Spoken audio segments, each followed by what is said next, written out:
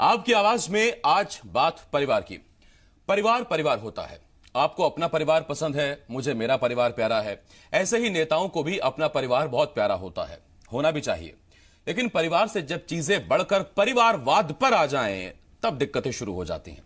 विधानसभा चुनाव के बाद अब लोकसभा चुनाव सिर पर है। ऐसे में नेताओं का एक बार फिर परिवार के प्रति प्यार जागा है।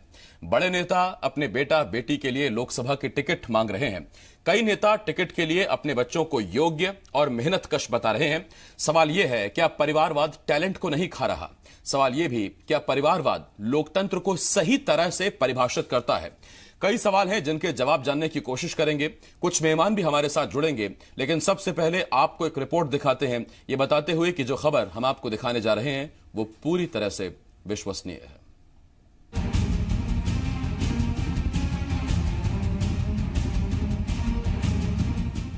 सियासत में परिवारवाद की परंपरा पुरानी है। करीब करीब हर सियासी दल की यही कहानी है।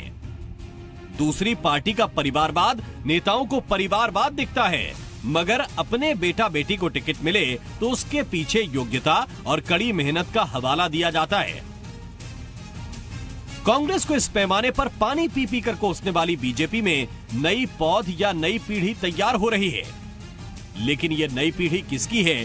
दरअसल इसमें एक बड़ा हिस्सा उन नेता पुत्रों और पुत्रियों का है जो पार्टी में, सरकार या संगठन में बड़े पदों पर या तो काबिज रहे हैं या फिर काबिज हैं। पहले जरा पार्टी के नेताओं की दलील सुनिए। यदि किसी अधिकारी का लड़का नौकरी करता है या किसी सेठ का लड़का व्यापार करता है या फिर किसान का लड़का किसानी करता है, तो राजनीति करने वाले का बेटा यदि जनसेवा करता है और 20 साल से यदि कर रहा है तो उसके लिए क्या भीख मांगना चाहिए? योग्य प्रत्याशी को टिकट मिलना चाहिए, बाकी बातें गौड़ होती। बेटा बेटी होना मायने नहीं रखा था। जीतने वाले प्रत्याशी को प्रत्याशी बनाना चाहिए, बाकी बातें गौड़ होती। अच्छा, मौसम को टिकट मिलना चाहिए कि नहीं? यदि वो योग्यता रखते तो जरूर मिलना चाहिए। बेटा बेटी बहुत सारे टिकट मांग रहे हैं, लायक बेटा बेटी को टिकट दीजिएगा। कार्यकर्ता को टिकट मिलेगा, चाहे जो हो। बेटा बेटी को नहीं, कार्यकर्ता को मिलेगा। अब जरा उन नेताओं और उनके बेटा बेटियों के बारे में जानते हैं जो लोकसभा चुनाव में अपने पिता के जरिए लोकसभा की टिकट के लिए दावेदारी ठोक रहे हैं। नेता प्रतिपक्ष गोपाल भार्गव बेटे अभिषेक भार्गव के लिए दमोह लोकसभा सीट से टिकट मांग रहे हैं। पूर्व मुख्यमंत्री शिवराज सिंह चौहान को पार्टी अगर लोकसभा का चुनाव लड़ाती है तो शिवराज उनकी विधानसभा सीट से अपनी पत्नी साधना सिंह या बेटे कार्तिकेय की दावेदारी चाहते हैं। पूर्व मंत्री गौरीशंकर बिसेन अपनी बेटी मौसम के लिए बालाघाट से टिकट मांग रहे हैं। सीता शरण शर्मा अपने भाई गिरिजाशंकर शर्मा या भतीजे पीयूष शर्मा के लिए टिकट मांग रहे हैं।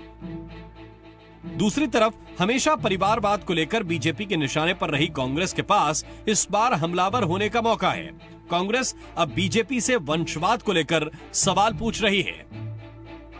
भाजपा हमेशा से, मैं तो बहुत पुराना हो गया हूं राजनीति में, हमेशा से कहती रही कि कांग्रेस परिवारवाद करती है, और खुद आप कह रहे हैं, स्वयं कह रहे हैं कि अपने परिजनों को उतारना चाहते हैं, तो परिवारवाद में वो शामिल हैं, आरोप दूसरे पर लगाते हैं।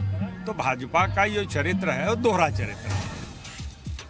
चुनाव सिर पर हैं। जनता को अकेले 5 साल के लिए अपने सांसद का चुनाव करना है, लेकिन उससे पहले चुनौती सियासी दलों के लिए है जिन्हें सीट के लिए प्रत्याशियों का चयन करना है। लेकिन सवाल यह है कि कार्यकर्ताओं पर क्या नेता पुत्रों को सिर्फ इसलिए तरजीह दी जा सकती है कि वो बड़े नेता के रिश्तेदार हैं? कम से कम हो तो यही रहा है। अजय शर्मा, जी मीडिया, भोपाल। सियासत इज इक्वल टू परिवारवाद क्वेश्चन मार्क, ये फॉर्मूला है जिस पर आज हम बात करने जा रहे हैं। 3 मेहमान हमारे साथ जुड़ रहे हैं। युवा विधायक दिव्यराज सिंह जी बीजेपी विधायक हैं, इसके साथ साथ नेता कांग्रेस की संगीता शर्मा जी और वरिष्ठ पत्रकार मृगेंद्र सिंह जी हमारे साथ जुड़ रहे हैं। मैं आप तीनों मेहमानों का बहुत बहुत स्वागत करता हूं और सवालों का सिलसिला शुरू करेंगे, लेकिन उससे पहले जरा दिव्यराज सिंह जी के बारे में जान लीजिए। दिव्यराज सिंह जी, पहले तो बिलेटेड हैप्पी बर्थडे। 11 तारीख को ये आपका जन्मदिन था, 34 साल आपने पूरे किए, युवा विधायक हैं। और दूसरा, रीवा राजघराने से आते हैं, पहले ही प्रयास में सफलता मिली, विधायक बने, चुनाव हुए, फिर उन्हें कामयाबी मिली और युवा अगर विधायक हैं तो फिर बाकी युवा कार्यकर्ताओं को भी मौका मिलना चाहिए कि नहीं? ये जो परिचय है ये इसीलिए देना मुनासिब समझा। पहला सवाल दिव्यराज सिंह जी आप ही से है।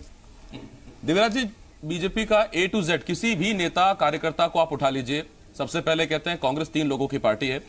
मां यूपीए चेयरपर्सन है, कांग्रेस के अध्यक्ष राहुल गांधी है, बहन महासचिव है। ये अगर परिवारवाद है तो प्रदेश स्तर पर जब चीजें आ जाती हैं तो फिर वो परिवारवाद नहीं रहता क्या? वो परिवार के लिए प्यार हो जाता है क्या?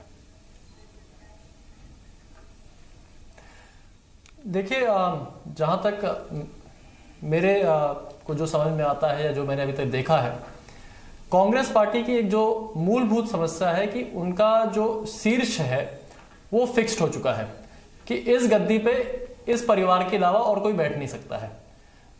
परिवारवाद मैं मानता हूं कि आज की डेट में चाहे वो भारतीय जनता पार्टी हो चाहे वो कांग्रेस पार्टी हो, दोनों, या केवल कांग्रेस पार्टी या भारतीय जनता पार्टी नहीं, अक्रॉस पार्टी लाइन अगर हम देखें तो आज की डेट में हर विधानसभा या हर नेता चाहता है कि हमारा पुत्र या हमारे कोई परिवार वाले हमारी जगह पर आकर के अपना जगह लें। तो ये तो हर पार्टी की आज की डेट में समस्या आ चुकी है।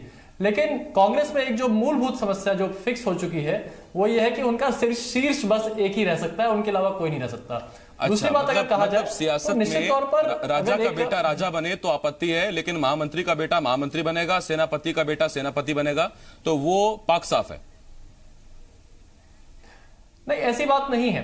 अगर हम कहें कि आज की डेट में भारतीय जनता पार्टी में अगर कोई विधायक बनना चाहता है, केवल उसका केवल यही क्राइटेरिया है कि उसका ही बेटा अगर विधायक बन जाएगा या केवल उसी की जगह पे कोई बन सकता है, तो ऐसे कई अगर हम देखा जाए तो अगर आज अभी हमारे रीवा जिले में ही ऐसी बात अगर देखें तो कई सारे ऐसे जो लोग थे जो अपने बेटों के लिए विधानसभा का टिकट मांग रहे थे, लेकिन अगर उनमें योग्यता नहीं थी तो उनको टिकट नहीं मिली।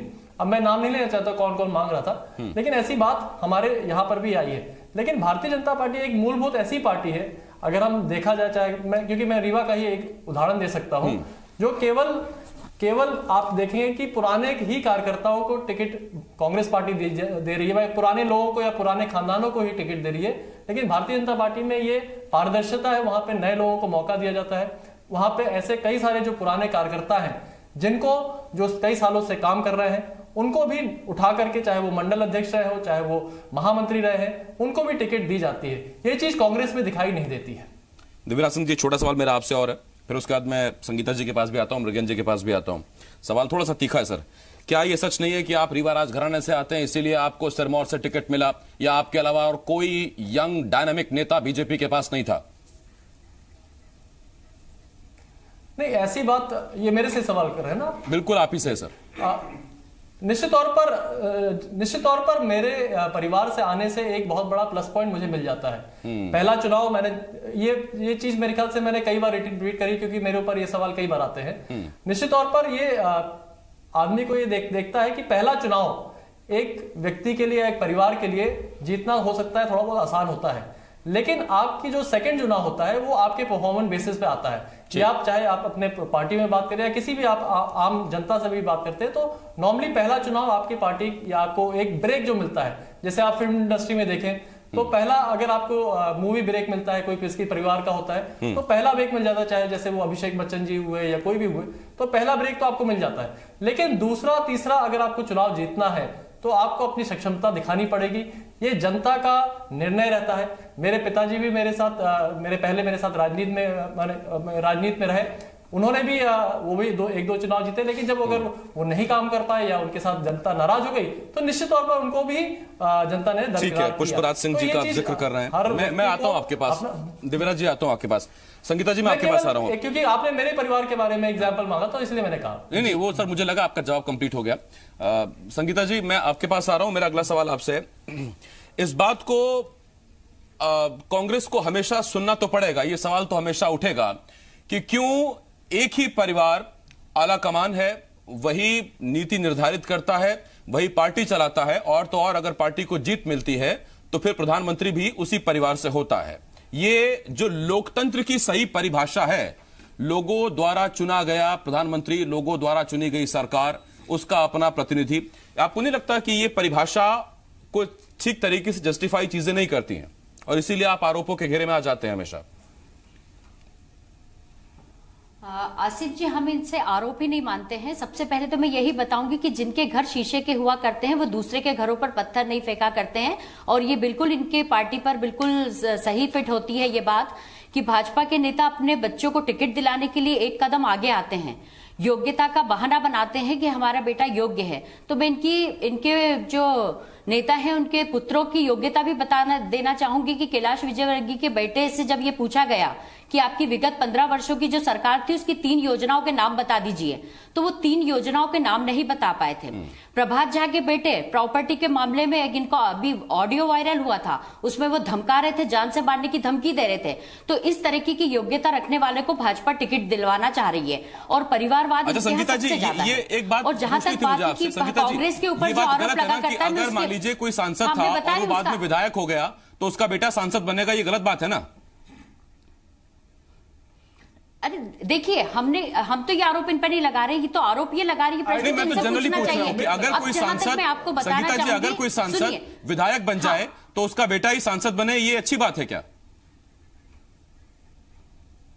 क्यों अच्छी बात नहीं है? जब प्रदेश की वहां की जनता यदि चाहती है कि उनके बेटे को टिकट दिया जाए और पार्टी यदि चाहती है कि उनके बेटे को टिकट दिया जाए, तो उसमें गलत क्या है?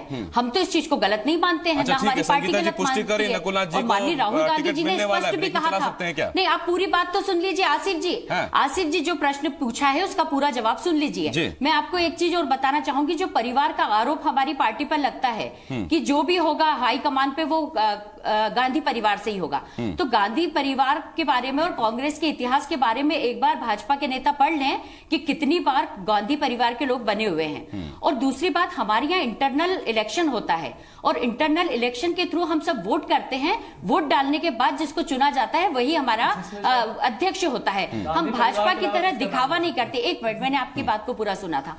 तो हमने यही कहा है कि हमने जो कहा है, हमने कभी किसी पर कीचड़ नहीं उछाला। ये भाजपा की आदत है, वंशवाद को पहले लाती है और दूसरों को कहने के लिए आगे आती है। तो हमारी संगीता जी, आपने ठीक कहा कि एक बार कांग्रेस का इतिहास उठाकर भाजपा के लोगों को पढ़ना दूसरे पे पत्थर नहीं फेंकते।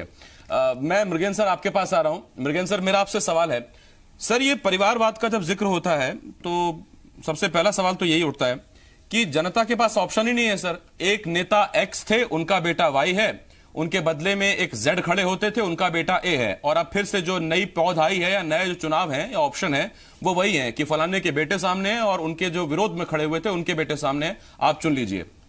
या फिर एक नोटा का ऑप्शन है, वो 4-5 हजार वोट पड़ जाते हैं, उसमें क्या होता है उससे?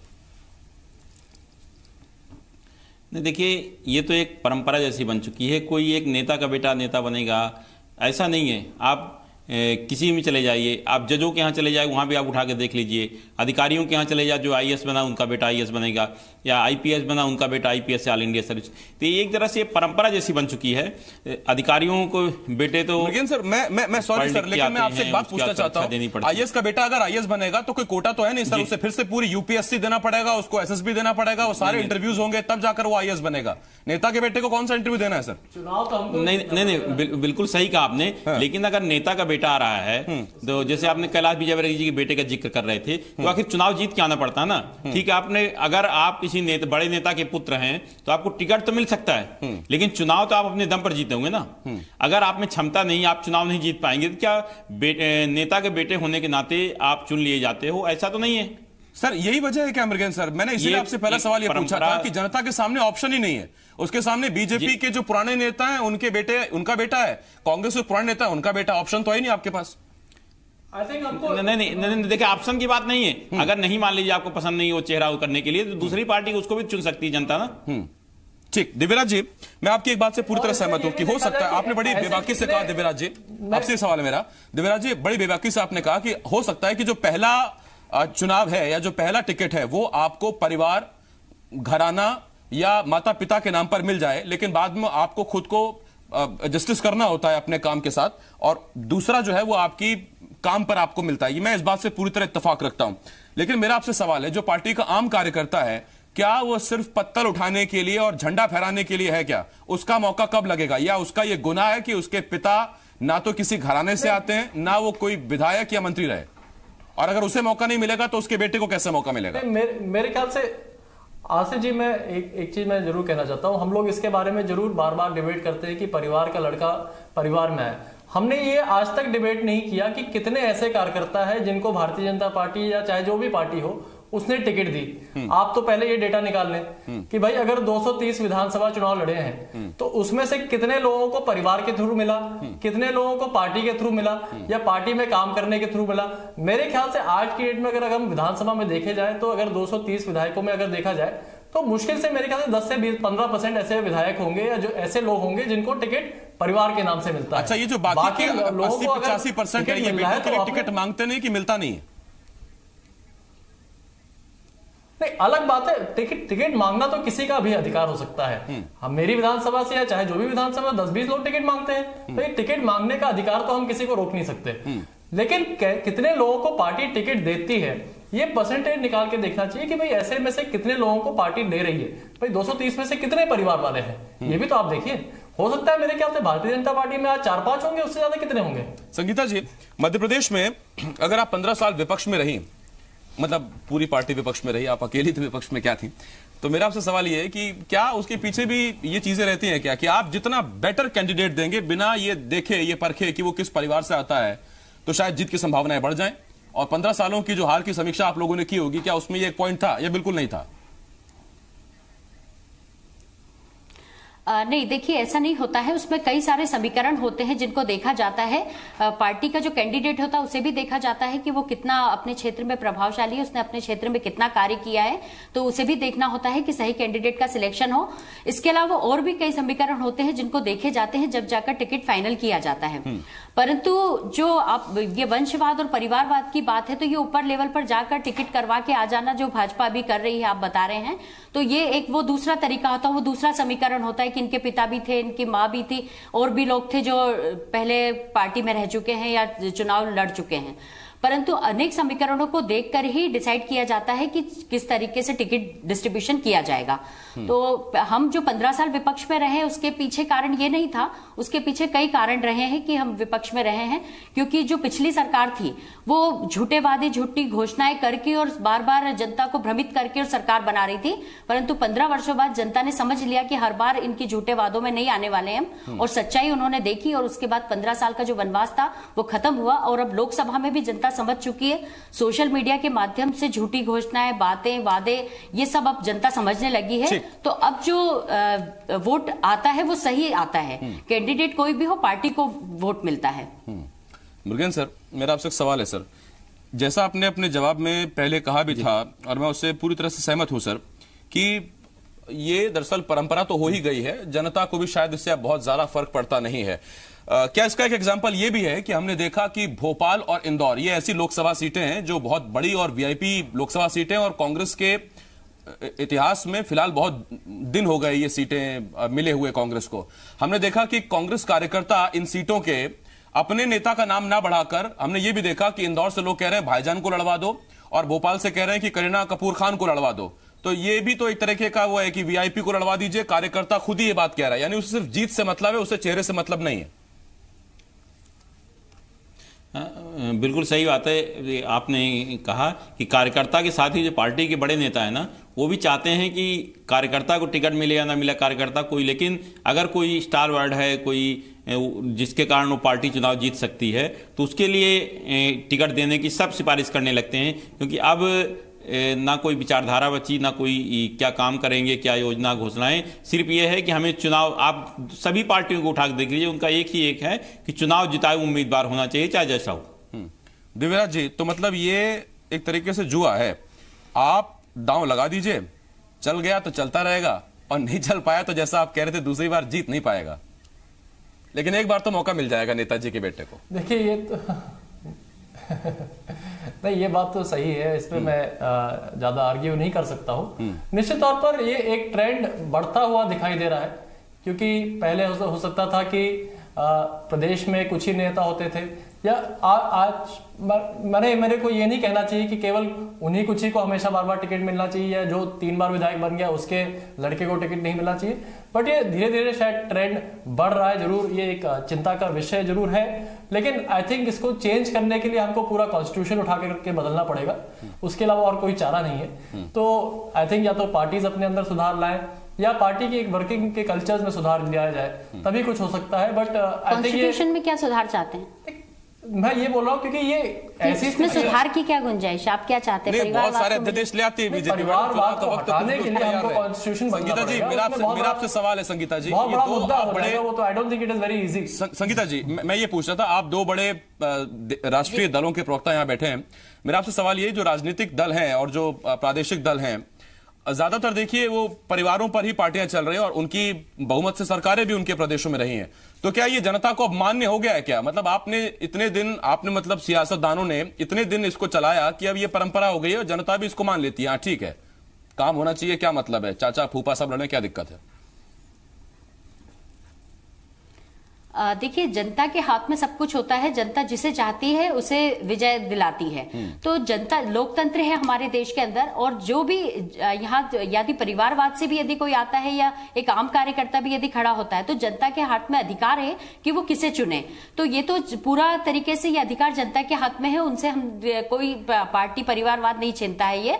परंतु राहुल गांधी जी ने एक बात कही थी, जब उनके ऊपर बार बार भाजपा के नेता मोदी जी आरोप लगाया करते थे कि अब वंशवाद है, परिवारवाद है, तब उन्होंने कहा था कि जब अंबानी जी का बेटा यदि बिजनेस पर्सन बनता है तो उसे रोक नहीं है, अमिताभ बच्चन जी का बेटा यदि हीरो बनता है तो उसे रोक नहीं है, और यदि मेरे पूर्वज राजनीति में रहे हैं और मैं देश और समाज की सेवा करना चाहता हूं तो मुझ पर ये प्रश्न क्यों? तो उन्होंने इसे स्पष्ट किया था। आज भाजपा के ही नेता ये जवाब दे रहे हैं, ये उदाहरण दे रहे हैं कि इंजीनियर का बेटा इंजीनियर बनता है। तो बस इनके समझने की बात यहीं पर है कि भाजपा को समझना चाहिए, कांग्रेस ने तो लोकतंत्र के ऊपर इस देश को छोड़ा हुआ है, संविधान पर छोड़ा हुआ है, और जो देश और जनता चाहती है हम उसके अनुसार चलते हैं। ठीक है, छोटा सवाल मेरा मृगेंद्र सर से। हम भाजपा की बातों में आकर अपने डिसीजन नहीं बदलेंगे। सवाल है आपसे, ये अमूमन नेताओं की तरफ से दलील दी जाती है, इंजीनियर का बेटा इंजीनियर, डॉक्टर का बेटा डॉक्टर, लेकिन फिर वही सवाल है, ये सब दरअसल अपनी योग्यता सिद्ध करते हैं विभिन्न टेस्ट के जरिए, विभिन्न इंटरव्यूज के जरिए, तब आते हैं। और यहां नेता का बेटा नेता होने के लिए सिर्फ ये मीडिया में 2-3 बयान दीजिए, बेटे की हवा बनाइए, अध्यक्ष पर दबाव डालिए और बताइए कि सर अगर आपने बेटे को टिकट नहीं दिया तो फिर हम बागी हो जाएंगे। ये एकमात्र इंटरव्यू है। नहीं, बिल्कुल सही बात है। आपने जो कहा, आपकी बात से मैं सहमत हूं कि अगर इंजीनियर का बेटा इंजीनियर बनता है, डॉक्टर का बेटा डॉक्टर बनता है, आईएएस का बेटा आईएएस बनता है, तो उसको एग्जाम फेस करना पड़ता है। ये जरूर है, उसको माहौल ऐसा मिलता है कि पढ़ाई लिखाई उसको उसी हिसाब से मिलती है। लेकिन राजनेता का अगर बेटा है और उसकी पहुंच है तो उसको टिकट मिलने में परेशानी नहीं होती है, और जो कार्यकर्ताओं के होती, कार्यकर्ताओं का साथ देना मजबूरी है, क्योंकि वो पार्टी से बने रहते हैं।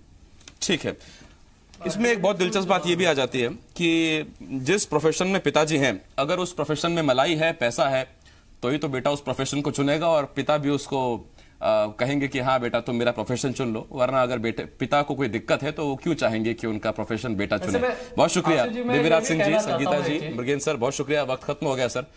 अब देखिए, ये परिवारवाद और सियासत नाता तो पुराना है, ये दरअसल जनता को ही निभाना है और जनता को ही देखना है कि आपके सामने जो कैंडिडेट हैं उनके पिता ने जितना बेहतर काम आपके लिए किया, क्या उनका बेटा वो काम कर पाएगा? अब एक बार मौका देना है या नहीं देना है, ये भी आपको तय करना है। लेकिन ये चीजें देख लीजिए, और ये कोई कानूनी, कोई अवैध नहीं है या गैर कानूनी नहीं है, लेकिन ये आपको अपने विवेक से और अपने हिसाब से तय करना है कि जरूरी है कि माननीय का बेटा जो है वो भी माननीय बने। और जिस जनसेवा की बात कर रहे हैं, तो एक ही परिवार बार बार जनता की सेवा क्यों करे? सेवा करने का दूसरों का अधिकार भी तो है।